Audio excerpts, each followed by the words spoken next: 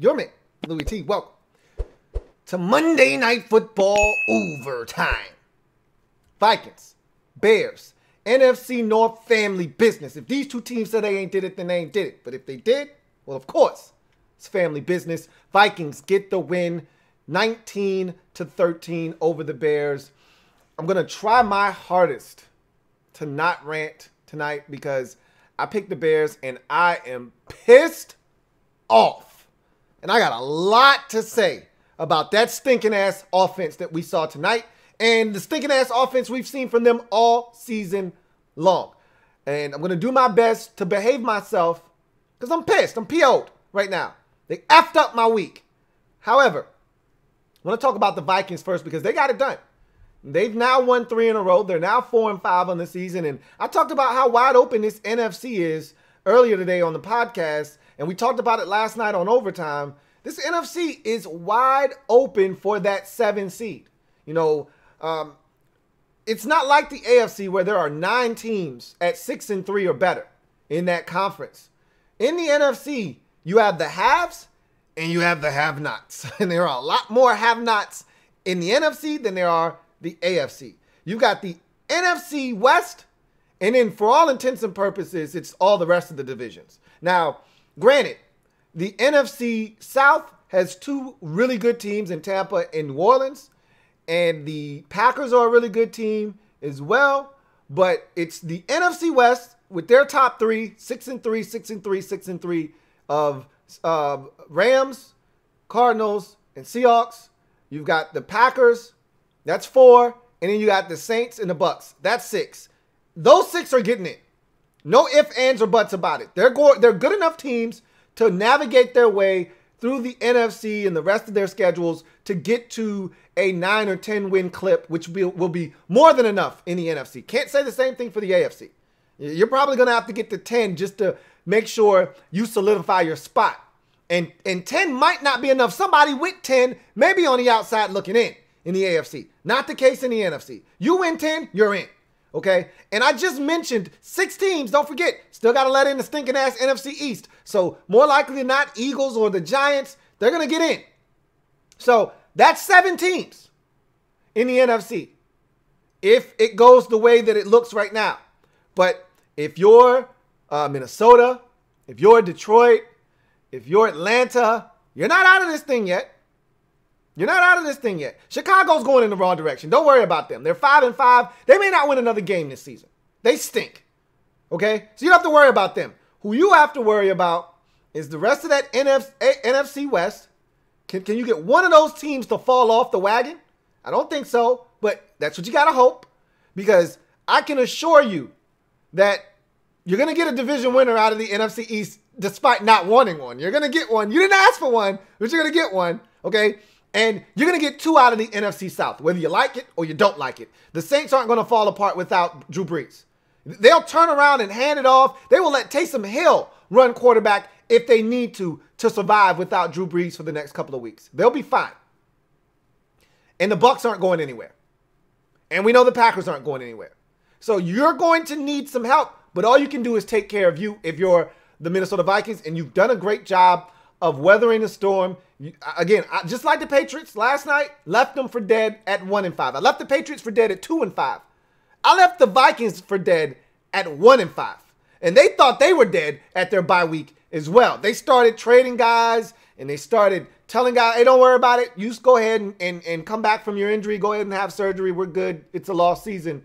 And you look up and these boys have won 3 in a row. And now all of a sudden they're right in the mix. And so if they can continue on, and you heard their schedule, very doable stuff, man. Some winnable games on that schedule. They could get to 7-5 after starting 1-5. Now, I said before the season, 8-8, just like I did with the Patriots, and the Vikings were going to miss the playoffs. I'm sticking steadfast to that because the team I watched tonight, if you can just slow down Dalvin Cook, easier said than done, okay? But if you can slow down Dalvin Cook, this offense isn't all that good. They're not. And they're so predicated on Dalvin Cook's production, getting them to a position where they can take shots over the top and things of that nature that I see them making mistakes. I see them making mistakes, and losing football games. Like, they beat Detroit with 2 punts blocked. Like, let that have been anybody else but Detroit in that division. That they had 2 punts blocked tonight, they lose. They have 2 punts blocked against the Packers, they lose. But it was Detroit.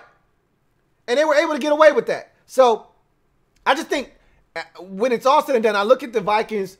I'm not impressed with their defense. They did the same shit over and over again. And the Bears are so bad offensively, they got away with it. How many times can you act as if you're going to blitz and then just drop Harrison Smith out? I mean, how many times are you going to do that? How many times are you going to look like you're blitzing and then actually come with it, but you're going to send all these deep-ass routes? So, like, what they did tonight, I think was a product, too, of knowing that the team they were playing against is just, they're not smart coaches on that side of the field. They don't understand how offensive football works and how to pick apart what the Vikings were doing, because it wasn't hard. I'm watching it, and again, never pretended to be anything more than a professional football watcher. That's it. I didn't sleep at a Holiday Inn last night. I didn't graduate from Harvard with a degree in football communications. I'm just a professional football watcher. That's it. But I could have dissected what they were doing tonight. It wasn't hard. And they got a bunch of youngins out there. You should be eating their defense alive. Everybody else was doing it earlier in the season. I'm eating that secondary up. Who the hell is Chris Jones? We're going to find out tonight, because I'm going to eat his ass alive. Okay? Chris Boyd, I liked him coming out of Texas, but we're going to fillet his ass tonight, because we're going in on him. Like, these guys in the secondary should not be allowed to live. And the Bears, look, it's the Bears. So I assume that when they play better competition, but they won't see better competition the next few weeks. But if you got any kind of offense, like Atlanta, for instance, who put up 40 on these boys, you got any kind of offense, you can move the football on this Vikings defense. They have no pass rush. Don't talk to me about DJ Wanham and that same damn loop and twist and stunt they've been running all night long that the Bears seem to struggle to pick up, okay? They have no pass rush. Odenigbo, none of those guys scare me off the edge. The Bears are so bad that they made the Vikings defense look like it was 2018 all over again. Like, all of a sudden, this Vikings defense looked top-notch. And that's not what this Vikings defense is about. So, really disappointed from that standpoint. But why should I be? Because I knew the Bears were going to do this shit. And what I was banking on was that the defense was going to step up, and they did. I feel so bad for this Viking or Bears defense. I really do, because they deserve better than this. They deserve better than this. And don't talk to me about the lack of weaponry on offense. We'll get to that. Let me stay on course, okay? This is the shit that I do when I get pissed off. I start talking about the team that won, and somehow I magically find my way back to the team that pissed me the hell off. Let's talk about the Vikings and Kirk Cousins getting that nasty O off of his record. And now 1-9 on Monday night. Congratulations to Kirk. That's my guy. I'm happy for him getting the win tonight. He was good. And you know, it's crazy because last couple of weeks, they did everything in their power to not allow Kirk to throw the football. And he didn't have to, because Dalvin Cook was cooking. But I knew the Bears were going to shut down the run game. Dalvin Cook, 30 carries, 96 yards. Okay? Less than 4 yards a pop. I told you that was going to be the case. They had to go elsewhere for their offensive production. And they got it from Kirk Cousins. He almost threw for 300 tonight. He was very efficient. The one interception. And that's the thing about Kirk Cousins. When you look at his interception totals and you say, oh, he's trash. He's this, he's that. You look at his interception numbers, and if you watch the games, a lot of these are tips and guys not catching the goddamn ball. That interception tonight, you wake up tomorrow, you didn't watch the game, you look at this, Kirk threw another pick. There's Kirk. Adam Thielen has to catch the goddamn ball. Hit him right in his hands. He gave the football to Khalil Mack. Like, here, you want this pick? Like, what is Kirk supposed to do there? He was exceptional tonight.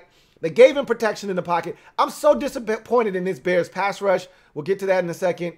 But I thought he did a great job of manipulating the pocket. When he had time, he bought time and stayed calm and composed and found guys open all over the football field, whether it was Justin Jefferson, who had outstanding night tonight, 8 catches, $135 in this game, or it was Adam Thielen, who had the 2 touchdown grabs, including a one-hander to get things started for them early in the ball game, or even, you know, going to his old reliable tight end, shucks. Can't even think of his name. He fumbled the goddamn ball tonight. First time he fumbled. That's hard for me to believe. First fumble in his career. Wow. That's amazing. But Kirk did a great job distributing the football tonight.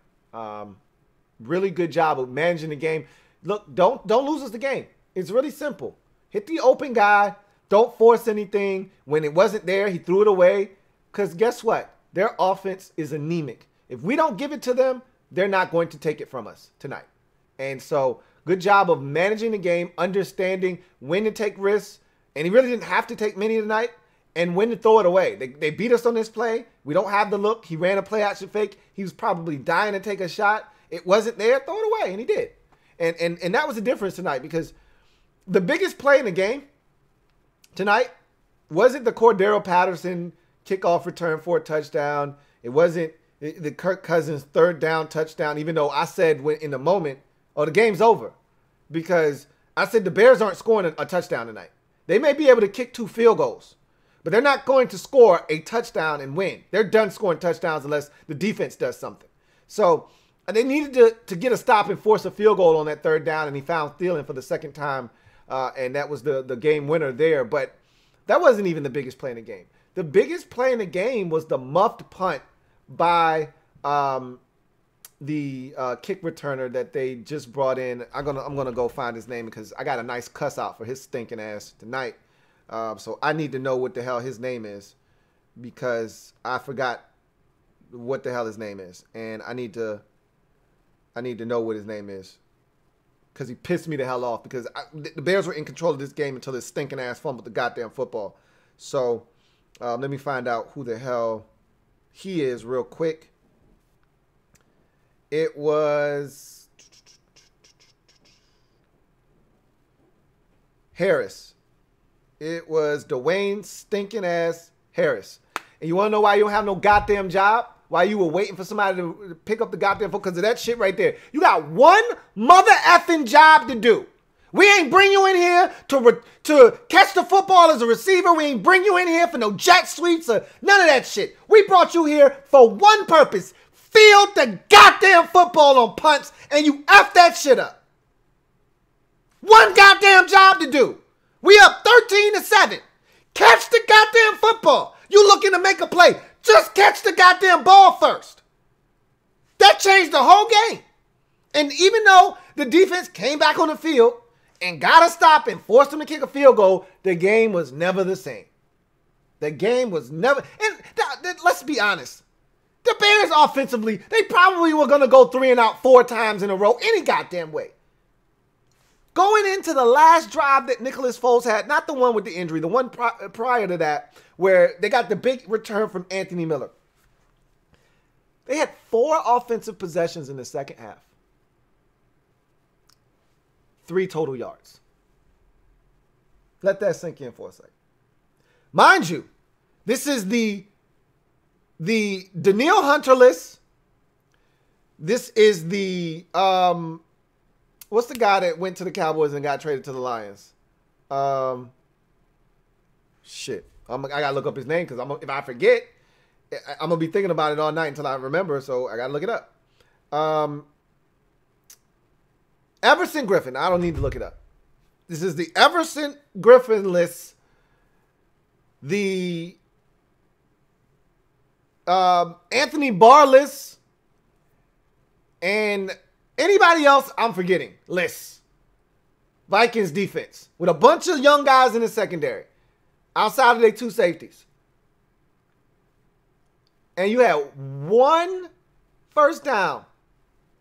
You had no first downs at one point. We're literally 2 minutes and 50 seconds left in the fourth quarter. You got no first downs, 4 3 and outs, and 3 total yards in the second half. 3. How is that possible? This Vikings defense is not that good. They are not that good. They are not the Steelers this year. All right. They're not the Ravens this year, or any upper echelon defense you can think of that could come to mind. They are not that.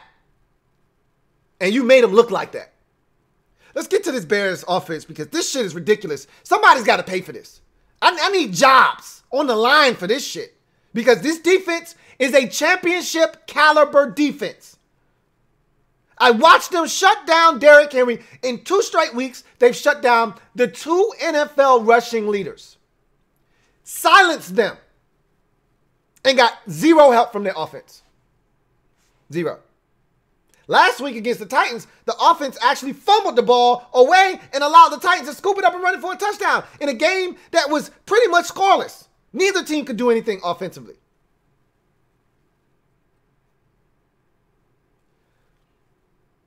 Matt Nagy is a clown. I said this last year when he got all defensive, when people were calling him out for his clock management and his lack of use of timeouts and his inability to get this offense jump-started when he's supposed to be this offensive genius, and he got all in his feelings, and he got pissed off at the media. And I said, you're handling this all wrong. You're showing your true colors right now. In a time of turmoil, when they need their coach to step up, you bitching up on me. And that's when you find out the real test of a man is when adversity hits, not when shit's going well, not when he got there the first year and won the division. It's easy for everybody to be excited and jump on board and be elated when you're winning. What happens when shit's starting to go south? How do you handle that? That's the true mark of a real man. Chase Young had a bonehead penalty yesterday. He could have run and hide. There's no media in the locker room this year with COVID-19. He didn't have to step to the podium. He wasn't obligated to have a Zoom meeting with the media. But he said, no, I'm going to face this head on. He had a Zoom meeting with the media and said, that's a rookie mistake. That's on me. It won't happen again. That's what a real man does. But back to Matt Nagy. This offense is terrible. So he says, you know what? I'm going to turn over the offensive play calling to Bill Lazor. Well, he's awful. He's shit. He's ass cheeks. Because tonight the offense looked just as bad as it did last week and the week before that and the week before that and the week before that. He's no better than you. You both are clowns. You both are offensively incompetent. But you know what my biggest issue is with Matt Nagy? Is that you benched Mitchell Trubisky for this shit. Because at least, and this is where Mitchell would always bail your stinking ass out, and you had no loyalty. These damn hoes ain't loyal. You have no loyalty. Mitchell bailed your ass out time and time again with his legs. Mitchell might have been inaccurate. He might have missed some reads. Guys might have been open. He didn't get him the football. That's fine. But you know what Mitchell could do? On 3rd and 7, Mitchell could run for 10. Nicholas Foles ain't doing that shit. He kept your sticking ass offense alive and gave you opportunities to call more plays because he could use his legs. And read option was a part of the offense, and it was something else for the offense to think about, or the defense to think about. You don't have that with Nicholas Foles. See, you're not smart. You think you know, but you have no idea. You think, oh, Nick's going to come in and run my offense, and we're going to, because there's talent. Don't talk to me about no talent on this team. Now, the offensive line, I don't know, but they weren't bad tonight. You can't blame the offensive line. I don't want to hear that shit. Because I'll tell you right now, I'd take Anthony Miller in a heartbeat, put him on my team. I'd take Allen Robinson in a heartbeat, put him on my team. I'd take Jimmy Graham in a heartbeat, put him on my team right now. And I'd take Cordero Patterson too. Thank you very much. Don't talk to me about no talent. You got shit to throw to, and you got guys that you can get to win and get the football to. You just don't know how to scheme it up.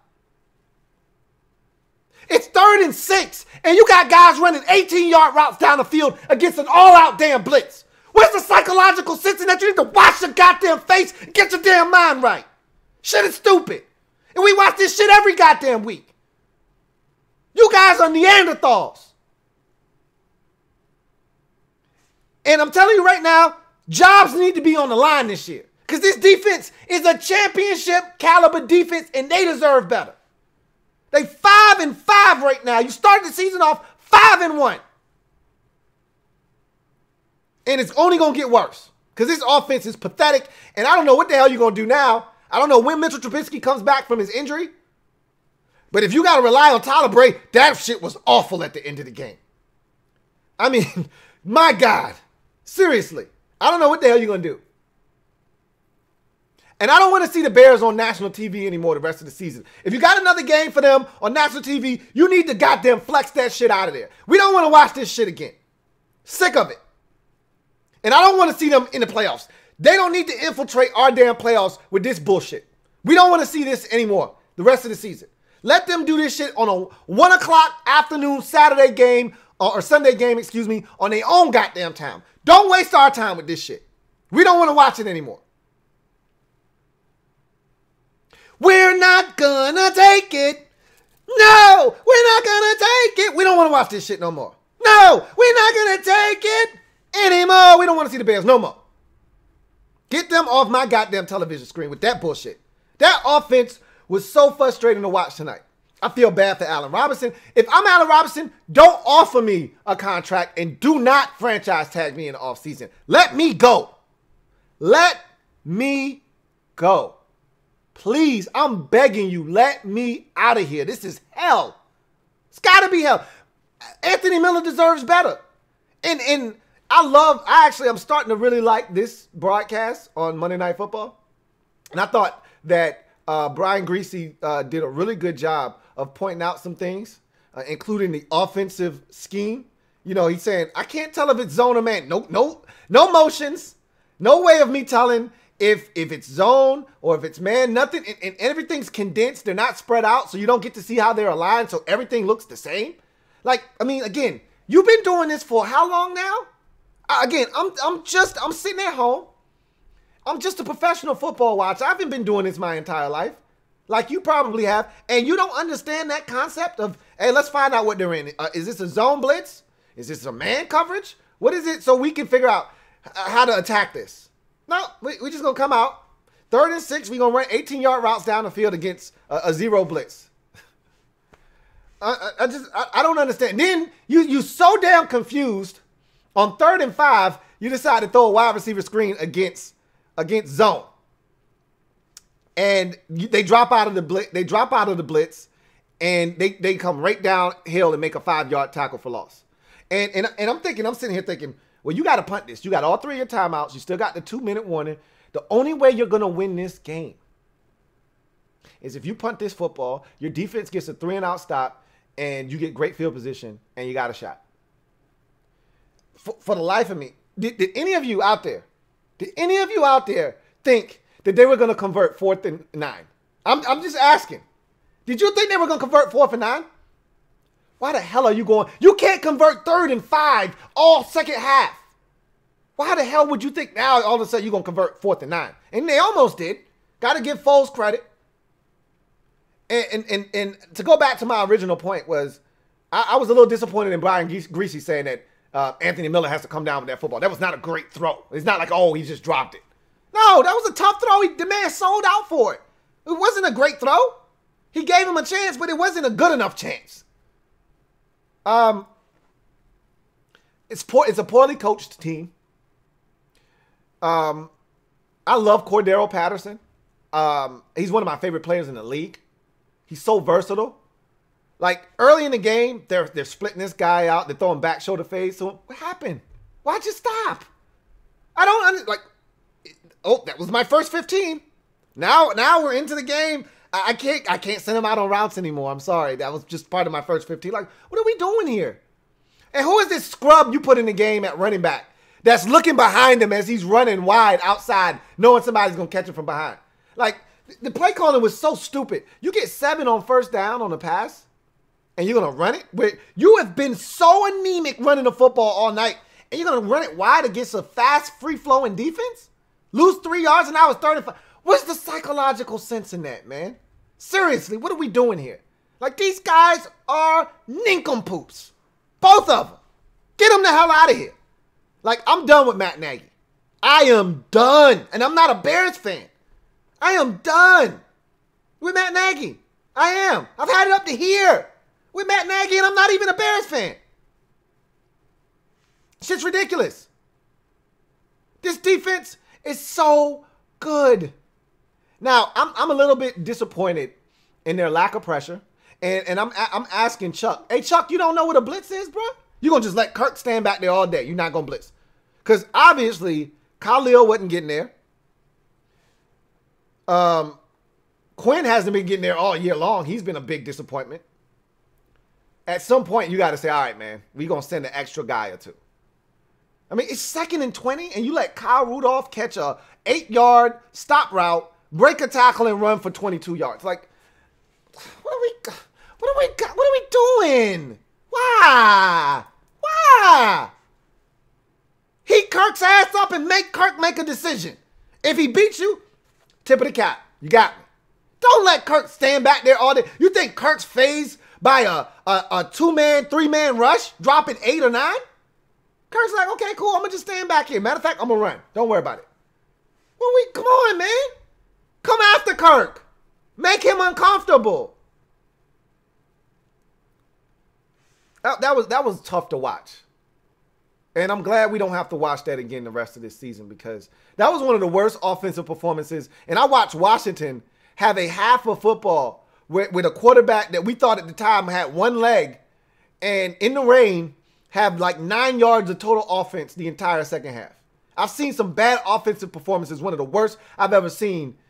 And this was right up there with it. And there was an excuse for the offensive performance Washington had. There's no excuse for this shit. None whatsoever. Let me get to the comment section so we can get the hell out of here. Got one super chat here from Brendan McCloskey. Thank you for the super chat, Brendan McCloskey. Greatly appreciate you. Brendan writes, do you think Allen Robinson could come to Washington, or do you think he will re-sign with the Bears? Keep up the great work. Hashtag Mob Squad. If I was him, he's so frustrated this year. I don't know if I talked about this or not, but last week against the Titans, he was so frustrated that he walked away from the entire offense. He didn't want nothing to do with him. He just walked all the way to the other end of the field. Was by himself. Like, I guess to cool down because he was so pissed off. He wants out. At this point, remember, at one point, he was hell-bent on getting a new deal. And obviously that's when they were 5 and they might have been 4-0 at the time. And they were 5-1. And then he said, you know what? Maybe I should just chill. Maybe this is not where I need to be. And I think he's at the point now where he just wants out. I don't blame him. He's dealt with so many bad quarterbacks and so many situations that you would never ask an elite receiver to have to deal with. That if I were him, I would not want to come to Washington, because if I'm Allen Robinson, to hell with the money. I want some, and I think I can get the best of both worlds. I want to go somewhere where they got an established quarterback that I know can get me the football. I do not want to deal with this shit again. And if you come to Washington, there is no guarantee that you're going to have a guy consistently throwing you the football. Could be Alex Smith one week, he can get injured. Could be Kyle Smith the next week, he can get injured. You could be getting the ball from a rookie. And we've seen how that could go in Washington. If I were him, I want nothing to do with Washington because it looks too much like Chicago for me right now. I'm looking to go somewhere with an established quarterback that I know is going to get me the rock. So I don't think he's coming to Washington, and I wouldn't want to come to Washington if I were him, personally. So we'll see what happens. But I don't think he wants any part of Chicago after the season. But that's not his choice. If they decide to slap the franchise tag on him, what is he going to do? So I don't think they're going to do that, because if they didn't want to pay him already, why would you slap the franchise tag on him and pay him for one more year? It doesn't make much sense. So we'll see what they decide to do. Did y'all see how mad Mike Zimmer was? Zimmer was on the sidelines after they gave up the kick return for the touchdown. Mike was red, flush red. I've never seen him that mad before. And I've seen Mike get pissed before. So he was hot. You know, he was hot. Cody _ says, gosh, the Bears stink offensively. That defense is being put to waste. I couldn't agree more, man. You want to talk about just a waste of some good defensive performances. This is the #1 third down defense in the league. And what difference does it make? If they're not creating turnovers in short fields, what difference does it make if they're forcing the other team to punt? They're just going to be back on the field in 3 plays. So it's a joke is what it is. Cody _ says, by the way, Lou, sorry for not being in overtime last night. That game put me to sleep. It's all good. You ain't going to make every one of them. You know, I appreciate you, though. I actually enjoyed the game last night. I know the weather wasn't ideal, but it wasn't a terrible game. Juan Gotti talking sports says, felt Matt Nagy called that second half, but boy, was this a snooze fest for most of the game. He's terrible. He's terrible. And if you had nothing on this game, yeah, it was a snooze fest. I was living and dying on every single snap because I wanted the Bears to win so badly. I really did. Because I needed this one for my pool. I needed this one. That'll probably be one of the last times I pick the Bears this season. Because if you can't beat Kirk Cousins and this Vikings team, you ain't gonna at the crib, you ain't gonna win too many more games this season. And I hope Nick is okay, man. I don't know what happened. Initially, I was thinking he broke his clavicle in Jacksonville last year, week 1. So initially, I saw him get kind of slammed down on that shoulder area. I was like, he probably re-broke his clavicle. But you can get up with a broken clavicle. He couldn't even get up off the turf. That's scary. So I'm hoping that he's okay. It was good to see him sitting up and talking on the way out off the field. I don't really know what happened. Hope he's all right, though, because he's a good dude. JCamman99 says, the way the Bears ended the game should have been how Arizona ended yesterday. I guess the Vikings remembered how to play football. Well, look, if the Bears were competent offensively, they would have at least had a shot at the end zone. Allen Robinson was open on the damn corner route, and the quarterback overshot him by like 2 yards over his head. He would have caught, just like Louis Riddick said, he was open. And if he makes an accurate throw, he gets out of bounds and stops the clock. And that was like at the 38-yard line. It was like a huge chunk. But Tyler Bray overshot him. I'm not going to kill Tyler Bray. He just came in the game. But they had opportunities in this game.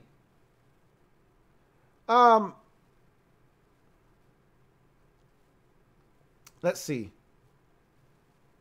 Rich says, hashtag free Allen Robinson. I'm with you on that, man. Let that man go. Let him free. Emancipate that man. That's my hashtag. Emancipate Allen Robinson. Or emancipate AR. It's ridiculous.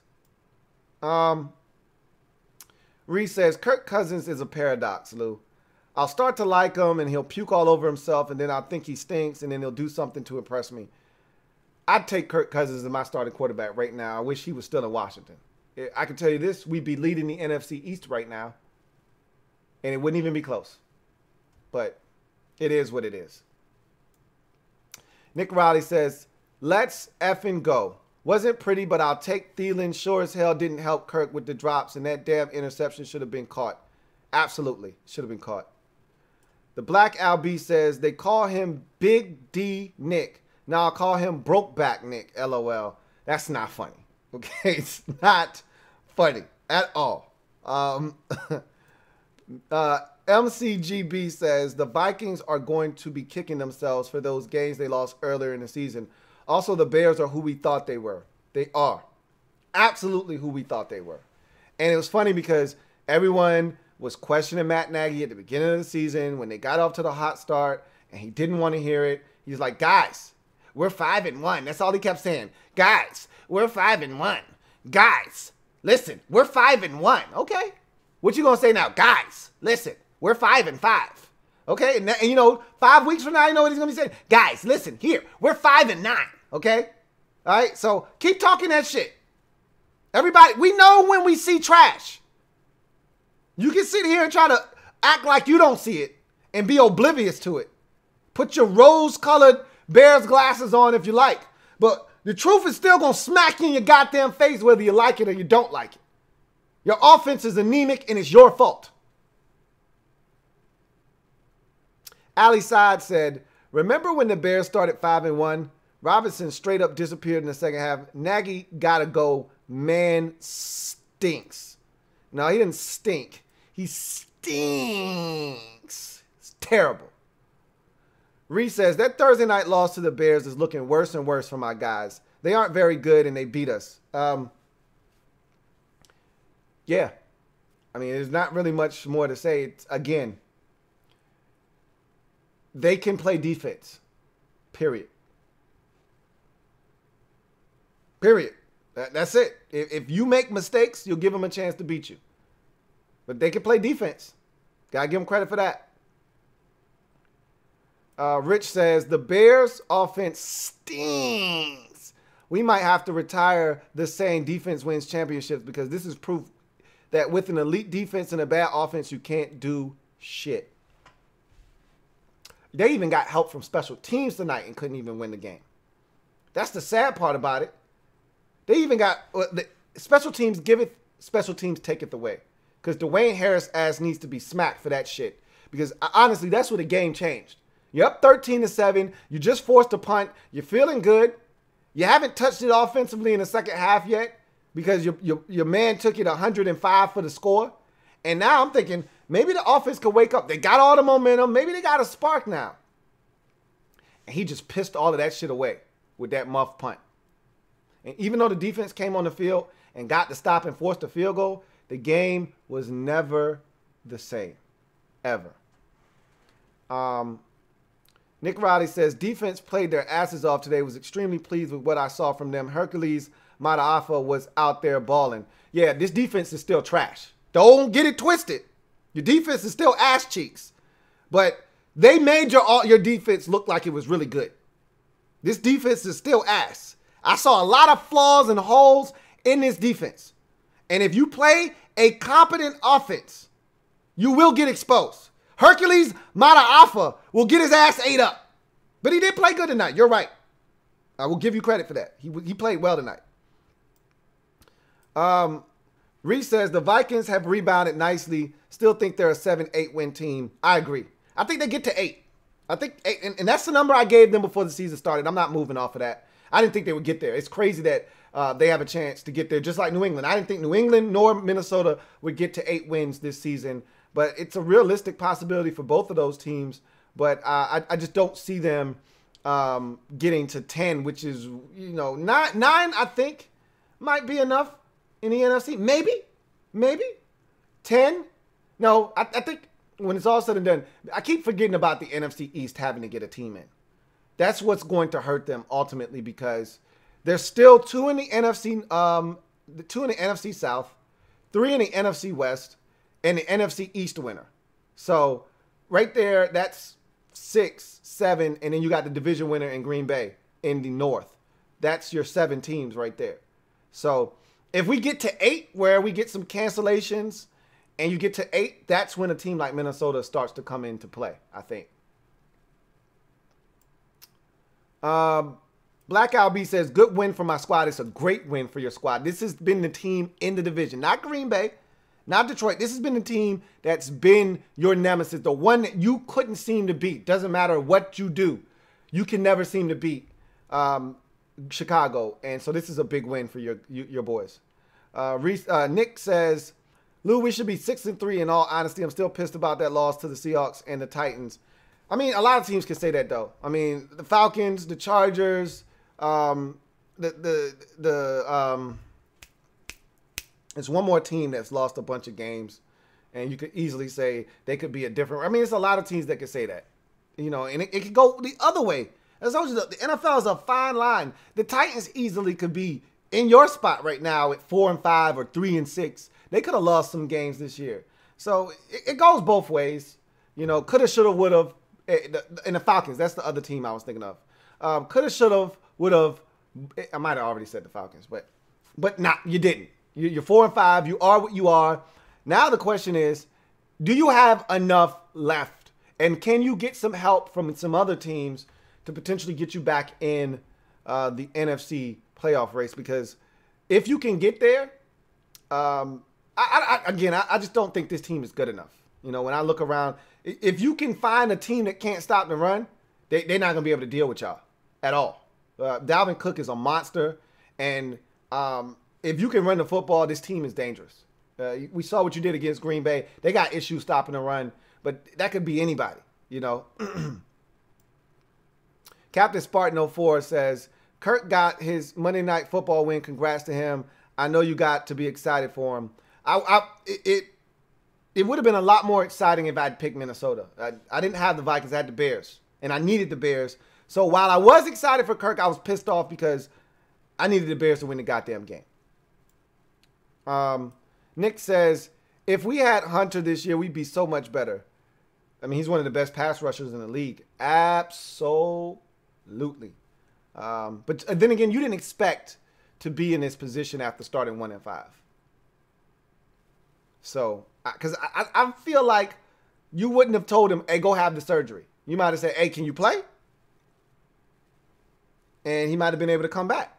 But you realize, we stink. Go have your surgery, man. We'll see you next year. So, you know, it would have been interesting. I'd like to know, could he have played with the injury that he had and had surgery after the season? Could he have done that? I think we know the answer to that because the man was put on IR after week 1, I think, or right before the start of the season, as a matter of fact. He was put on IR. And if he needed surgery right away, he would have had surgery right away. They waited until this team was out of contention and not playing well to tell him, go ahead and have surgery. So I think they decided, okay, we're not going to be contending for anything this year. Go ahead and have your surgery. I'm just glad that Mike's bouncing back because he just got the contract extension. And I didn't want people talking about, you know, do we need to come for Mike's head? Like, I love Mike as a coach. So I wanted him to bounce back. So I'm glad that they're rectifying the direction of this season and going in the right direction. Now, Nick says, Kirk out here winning Monday night games. 2020 just keeps getting more insane by the day. You ain't never lie, man. You ain't never lie. Rich says, they tried to get Dalvin Cook to pop too much. He did his thing, but they had a lot more success in the past game. They shut him down. Outside of that one play where he was able to get outside and they had the holding penalty, he really didn't have much room tonight to operate. And honestly, if Akeem Hicks doesn't get hurt, I don't think he even has 90 yards rushing tonight. They didn't really start to move the football effectively until he got hurt in this game. It's amazing how much of a difference he makes. We saw it last year with this defense when he got hurt in the Washington game on Monday night last year and was out for the rest of the season, how that drastically changed their defense. And you saw it again tonight. When he plays, they're a different defense. When he doesn't, they're not the same inside. Nick Riley says, facts, bro. We got 0 pass rush. Cost us a ton of games this year. We can't get a lick of pressure. Shit drives me insane. Get on board with the rest of the league who can't get to the quarterback. You know, it's a bunch of us out here that can't get to the quarterback consistently. You've been spoiled, though, so I don't want to hear from you. Like, people that have been spoiled, I don't want to hear shit from you. Like, I don't want to hear about quarterback issues from Packers fans when Aaron Rodgers goes down. I don't want to hear about quarterback issues from Colts fans when they were going through it with Jacoby Brissett. Like, I don't want to hear that shit from you. You went from Peyton Manning to Andrew Luck. You went from Brett Favre to Aaron Rodgers. I don't want to hear that shit from you. You've had pass rushers galore in Minnesota, whether you're talking, you know, going all the way back to Chris Dolman and then to John Randall inside, to then going back outside to Jared Allen, and then transitioning into Danielle Hunter, and the list goes on. Everson Griffin. I don't want to hear nothing about pass rush from you, man. Leave me the hell alone. Shit. Gregory Lightbody says, I think Jefferson is the best receiver in that draft. He's having a better year than Terry did his first year. Did I not say that Justin Jefferson was the best receiver in the first round and that the Eagles made a mistake? And I said he's in the perfect spot. The only reason I thought Justin Jefferson was going to end up having the best stats, I didn't think he was the best receiver talent-wise. I think there were other guys more talented than him, but I said he's going to have the best year because he's going to a place where he's replacing a 1,000-yard receiver, and they're going to get him the football. And we saw at LSU that this guy is capable of having a high volume number of targets and catches for a bunch of yards. So I knew he was going to step right in, and and if he stayed healthy, he's going to be a problem. And he's doing exactly what I thought he was going to do. Let's see. Got a super chat. Got a super chat from Brendan McCloskey. Double up. Thank you for doubling up, Brendan McCloskey. Greatly appreciate you. Brendan McCloskey writes, man, Matt Nagy needs to wash his face and get his mind right. Terrible game by the Bears tonight. Absolutely. Man, it's absolutely terrible. Him, Bill Lazor, all those guys are terrible. And I remember my man, Cincinnati fan, I can't think of his name. I ain't heard from him all year long. But he would tell me Bill Lazor is terrible. You know, as a quarterbacks coach, he's like, Bill Lazor is okay, but he's not a play caller. And you're seeing it again. He's awful, is Bill Lazor. And so is Matt Nagy. They got to go. They got to go.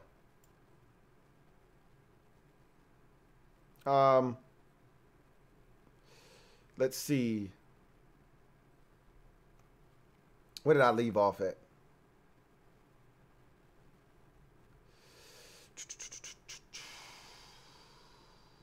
Here we go. Nope. Still got to go up some more. God damn, there's a lot of comments tonight. Did I miss something? Here we go. Right here. Captain Spartan. So when we going to see the end of Matt Nagy? Also, it's a travesty that they don't use Allen Robinson. Hopefully he goes to a better place this second time in free agency. Yeah, I don't know. It's you know what's crazy is the Bears offense is so bad. So this feels like year 7 of Matt Nagy. It feels like a slow death watching this offense. It's only year 3 of Matt Nagy. But I've seen enough. I don't know if they have. Remember, the man won the division in year 1, back in 2018. And then they kind of hit a little bit of a lull last year. And now this year, they started off 5-0. And so I don't know if he gets fired. Personally, I would tell him this offseason, either you got to bring in a smart offensive guy or I'm firing you. If you can't suck up your pride and go out and find a guy that can fix this offense, then you got to go. But I don't even trust him as an overall head coach enough. And I don't know how his players feel about him. Like Adam Gase is a virus that infects his players and makes guys want to go. I don't think that's Matt Nagy. And I think his players respect him. They like him. They like playing for him. And if that's the case, then you give him an ultimatum. You say, hey, this is what it's going to be. Either you find a guy that can fix this offense, because clearly you can't, or you're fired. And if he says, I'm not firing any of my guys. Remember a couple of years ago, before Vrabel got the job in Tennessee, the coach was, who was it? It was the Steelers offensive line coach. The hell is his name? Mike Munchak. And remember they went to Mike Munchak and they said, no, it wasn't Mike Munchak. It was the guy in Jacksonville. Right now. What's his name? Shit. Doug Marrone. It wasn't Doug Marrone. Was it Mike Munchak? It was one of these damn coaches. I can't remember. And they came to him in the offseason and they said, hey, this is what we want you to do. We want you to get rid of your staff and hire some new guys. You got to fire your offensive coordinator and your defensive coordinator. Or it might have been just his defensive coordinator. He was like, I'm not doing that. And he was like, all right, fine. Go find some work somewhere else then. And he's like, cool. I will then. Like, that's how I would do Matt Nagy. Either you fire your offensive staff and get some new guys in here, or you're gone.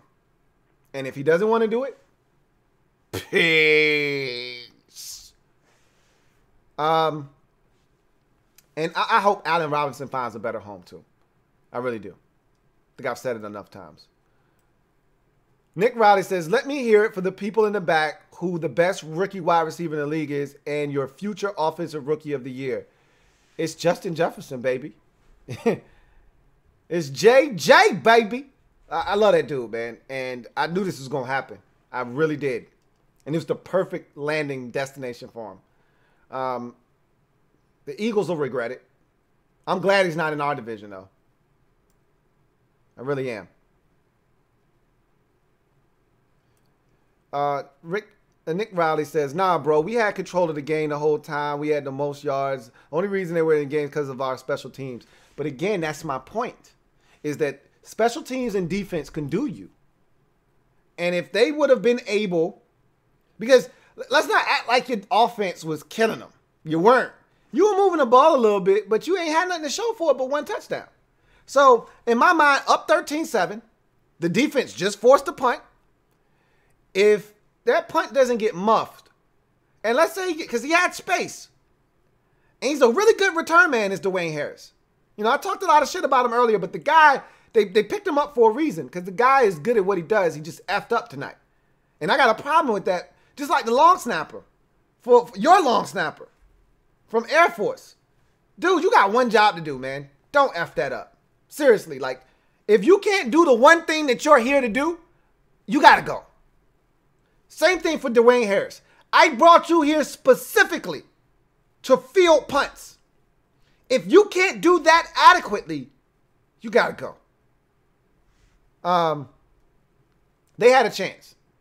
They could have bludgeoned you to death with field position. And because, again, even if they just had to punt that ball, you would have had to drive 75 yards for a touchdown. Or you would have had to drive 40 yards to get in the field goal range. Where you recovered that fumble, you didn't have to do another thing. You were already in chip shot field goal range. Like, that changed the whole game. Whole game. Iron Rain says, Louie T rants. Well worth the rant, but once again, he goes from the winning team to talk about the losing team. I try my hardest not to do it, and I caught myself mid-rant and said, I got to stop doing this.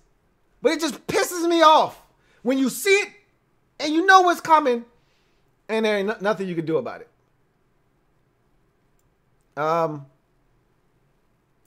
Rich says, wow, after these stats of only 1 first down and 3 yards, is this the worst offense of all time?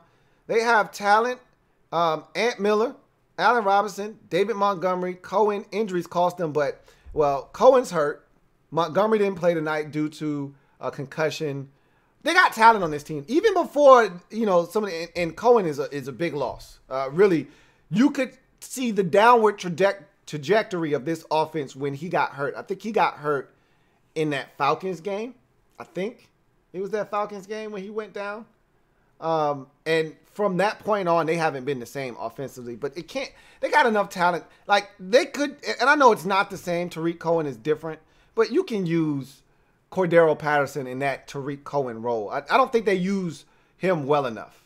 I just think because they're not creative enough. And that's the crazy part, is when they got Matt Nagy, they thought they were getting a creative offensive mind, because he came from the Andy Reid tree. And we know Andy Reid's one of the most creative offensive thinkers in the game.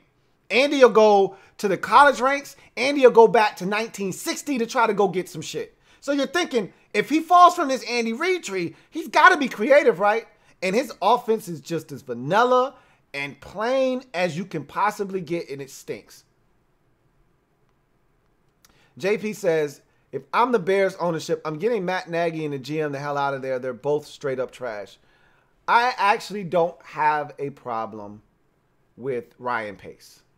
I think they've done a good enough job of acquiring talent on the football field. I mean, you look at the defense and how they've been able to get by on the offense, especially the offensive line.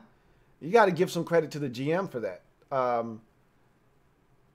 The problem is the quarterback position. Now, if you want to fire Ryan Pace off of not being able to figure out the quarterback position, okay.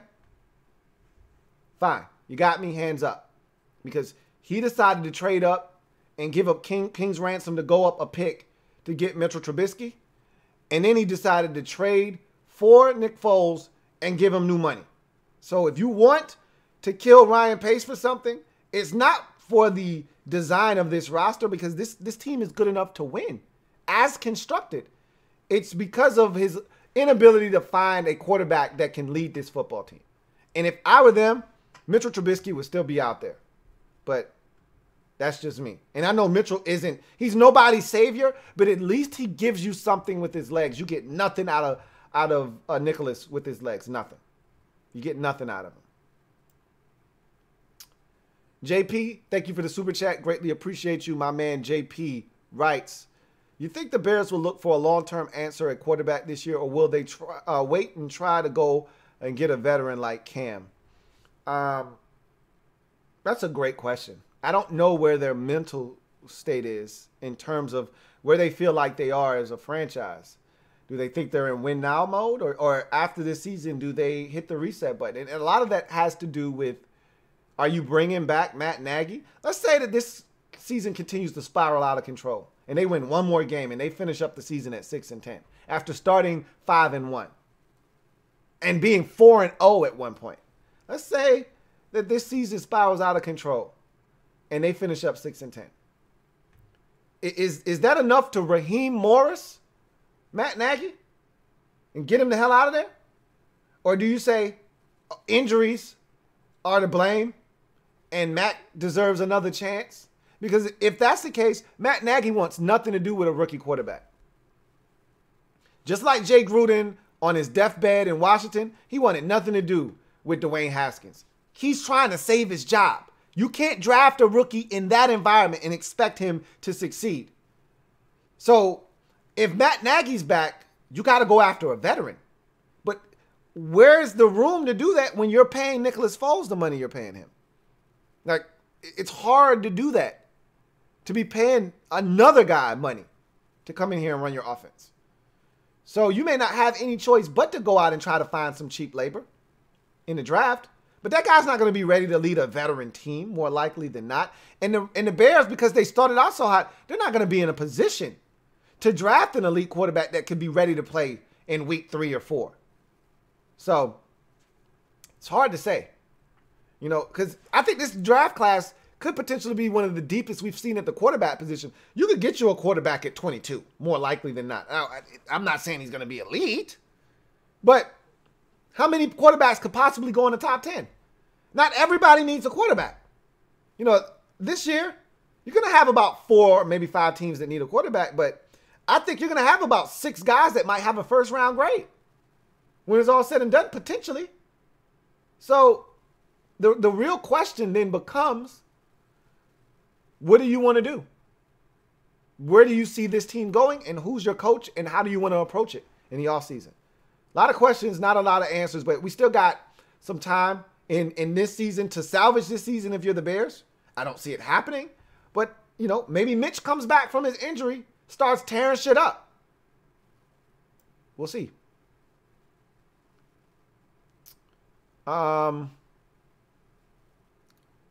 Let's see. Black L.A.B says, a smart person once told me you play the teams on your schedule. It is what it is. Absolutely, and you have a chance now. Let's go look at your schedule real quick, because I wasn't really listening when they were talking about your schedule. I just know I heard some trash teams. So you can only beat who they put in front of you. That's all you can do. And you beat, first of all, you beat the Packers. Nobody's talking about your schedule. You went to Green Bay and won a game nobody, including me, and probably you and every other Vikings fan didn't think you were going to win to begin with. So it's not your schedule. All right. Let's see who you have coming up. Cowboys, that should be a win. Panthers, if Teddy's healthy, that should be, would that be Teddy? No, that won't be Teddy's first game back in Minnesota, would it? I don't think it would be. That would be interesting if Teddy's healthy, because they're good enough to beat you. And more likely than not, McCaffrey would be back by then too. Jaguars, that's a win. Then you got the Bucks, you got these Bears again, Saints, and Lions. So honestly speaking, you have to win the next 3 to get you to 7 just to have a shot, because I don't see you beating the Buccaneers. I wouldn't be shocked if the Bears beat you the second time around, but if we're looking at this same sticking ass offense, you should be able to beat them.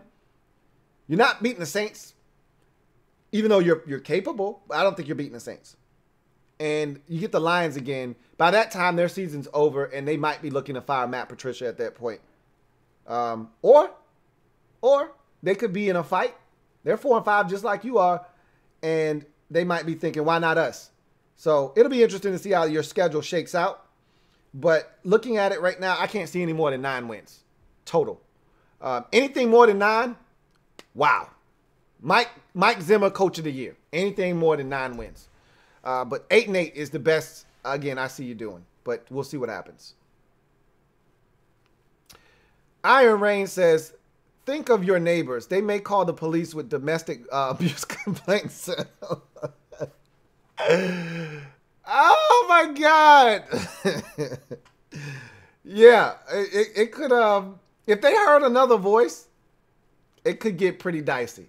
I might have to go answer the door. The authorities might be at it. But because it's just one voice, I think I'm in the clear. I think I'm in the clear. Rich says, stop, you got me dying over here. I apologize.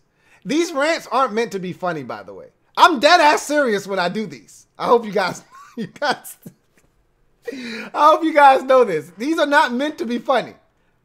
But I'm glad you find them entertaining. I'm really pissed off.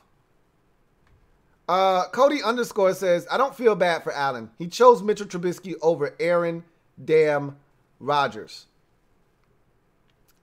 If that's true,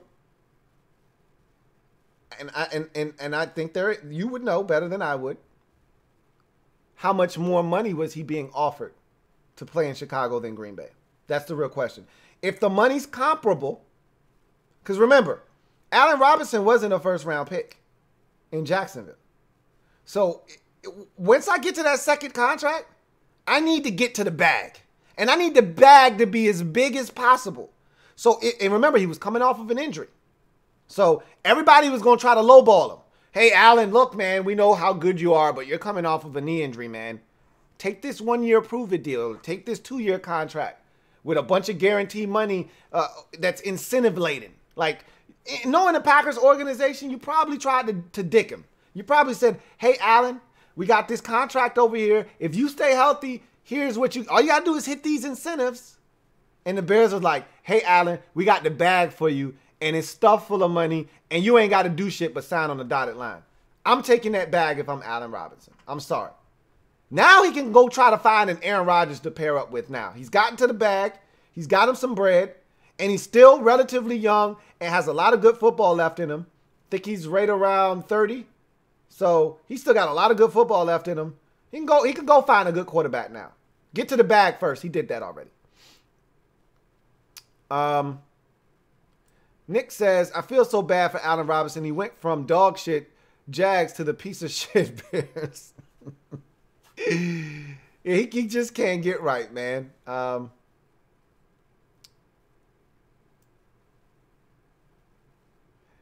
Got another one here from Black L.A.B who writes, was it the Bears' game plan to show the Vikes that they had Cordero Patterson on their roster? The F, LOL. Well, remember, there was no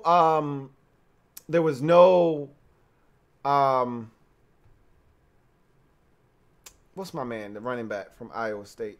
Shucks. Damn, I can see his face. I can't think of his name. The hell is the damn running back name, man? Shit, I just talked about him. I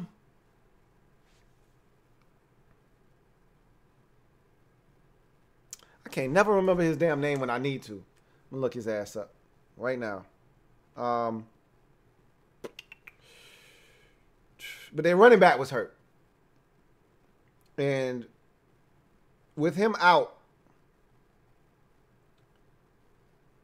David Montgomery. Jesus Christ. David Montgomery was out. So really, they had to go to Cordero Patterson as their primary back. They really didn't have a choice. So, and I thought they should have used him more personally. I didn't think they used him enough. Reed says, do you think we have a chance to win the division if Breeze misses extended time? Sure, absolutely. But the Saints, if you have learned nothing from the Saints the last 2 years, is that despite all the injuries, they can find a way. And that's what good coaching is all about. The Bears know nothing about that. Sean Payton will find ways to get them by with talent, which the Bears have talent. You can find ways to get by if you know what the hell you're doing. The Bears don't. But the Saints have shown us they know how to get by. And they will limit Jameis's exposure to mistakes. You'll see a lot more Taysom Hill. You'll see a lot more Alvin Kamara. And you'll see a lot more throws underneath. They'll limit Jameis's exposure to danger. But yeah, you definitely have a greater chance of winning the division with Jameis in there than Drew Brees, for sure. Hank Midas says, the Bears will play on Sunday Night Football in 2 weeks. No, the hell they will not. We will be officially in flex mode in 2 weeks. And if the Bears are on the schedule, you flex they stinking ass out of there. So I'm not worried. I don't have to see, as long as it's not Monday night or Thursday night, and we already got them on Thursday night, so we do not have to see their ass there again.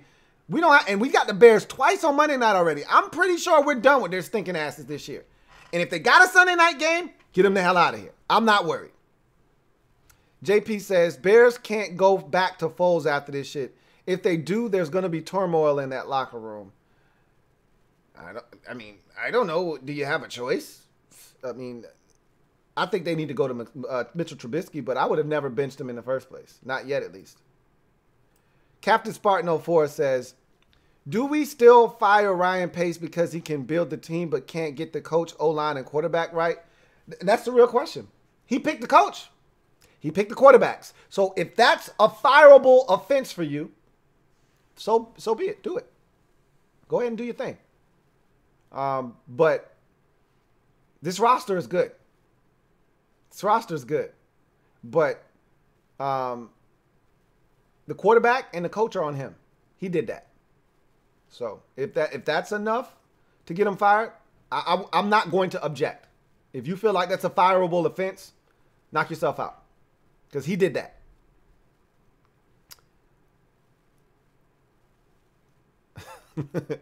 Hey, stop it, Iron Rain. Stop. JP says, oh, man, you guys are hilarious.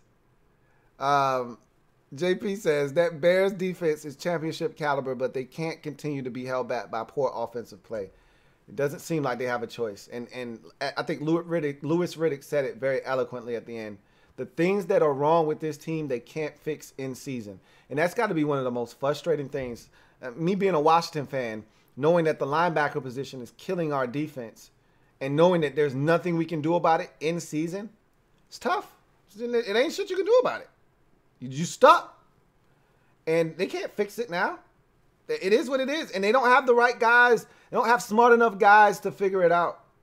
Because they got enough talent to be able to get more. Like, I love when guys squeeze as much out of a rag. The rag is dry and they're still squeezing every drop. I'm watching Josh McDaniels take a dry-ass rag in New England, and he's squeezing the shit out of that rag. And I'm like, hey, Josh, it ain't no more days. It's another goddamn drop in this rag. And he's squeezing every goddamn drop out of the rag.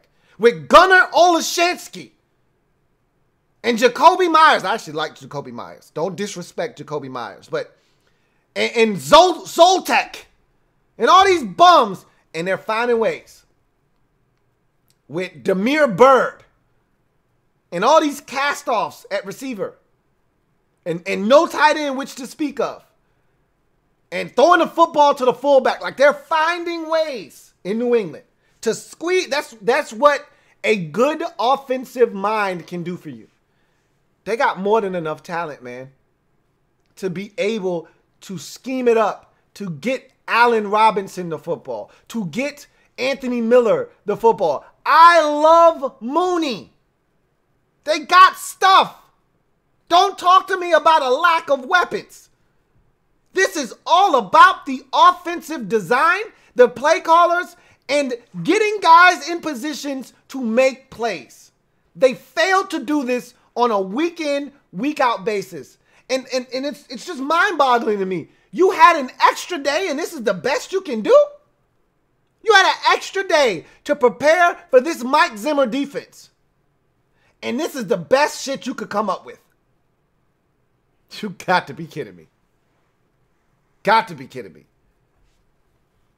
Tratorius says, I am done watching the Chicago Bears this season too. Time to fire the head coach, GM, and team president this year. Nothing but mediocrity and a clown show. It's terrible, man. It's ridiculous.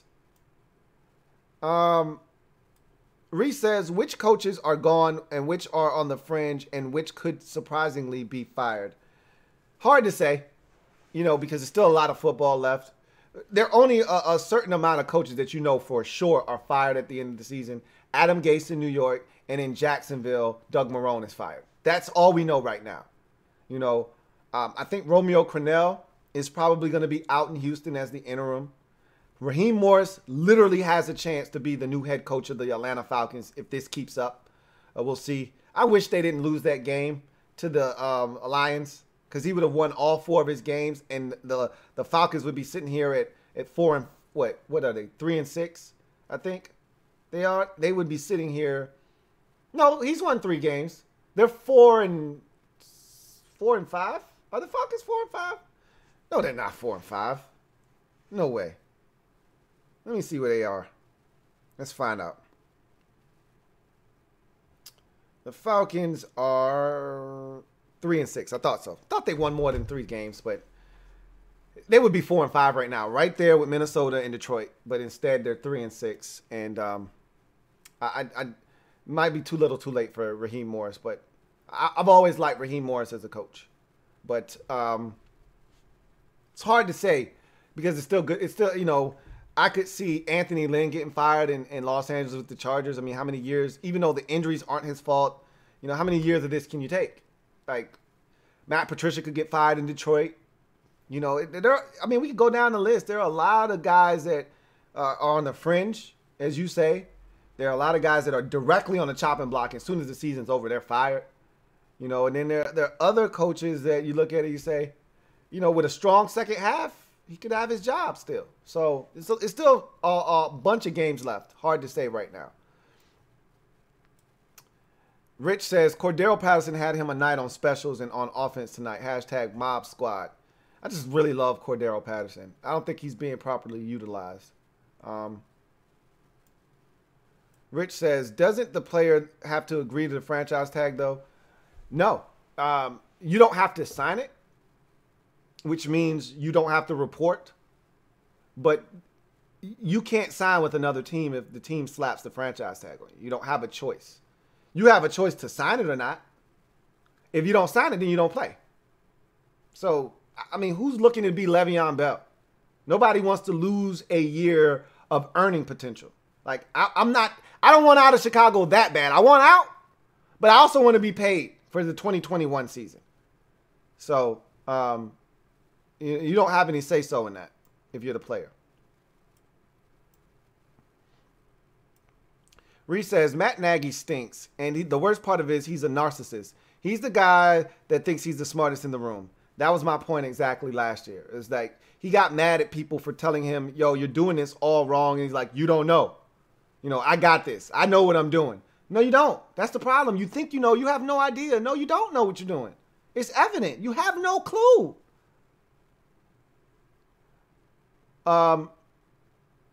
Black Albie says, damn, Lou, I thought you were a Bears fan for a minute with that rant. See, that's the problem. I get so passionate about this because I like winning. I told y'all I'm too competitive. I like winning.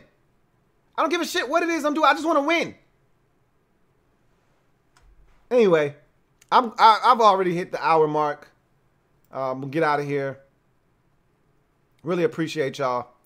And thank y'all for joining me tonight. Got another super chat here from Silver V. Appreciate you, Silver Villains, as always, who writes, would love to see Allen Robinson in Miami with Tua. That would be a great spot for him, but I don't know how much they're paying Devontae Parker, but I think they just gave him like a 2-year deal. And if they really love Devontae Parker, and they should, he's been gutting through an injury this year and playing exceptional ball, they're going to want to sign him long-term eventually when that contract's up. I don't know if you can invest. And again, I don't know what Allen's looking for, but I think Allen wants to be broken off. Allen sees himself as one of the premier wide receivers in the league. And I don't think he's going to be looking for a modest deal. I think he's going to look to get paid. So I don't know if the Dolphins can afford to pay him and then turn around and have to pay, you know, Devontae Parker, you know, in a year or two. They've done a great job of building through the draft. If I'm the Dolphins, I just keep doing that. You got the Texans first round pick this year. You don't need to sign Allen Robinson. Draft Jamar Chase.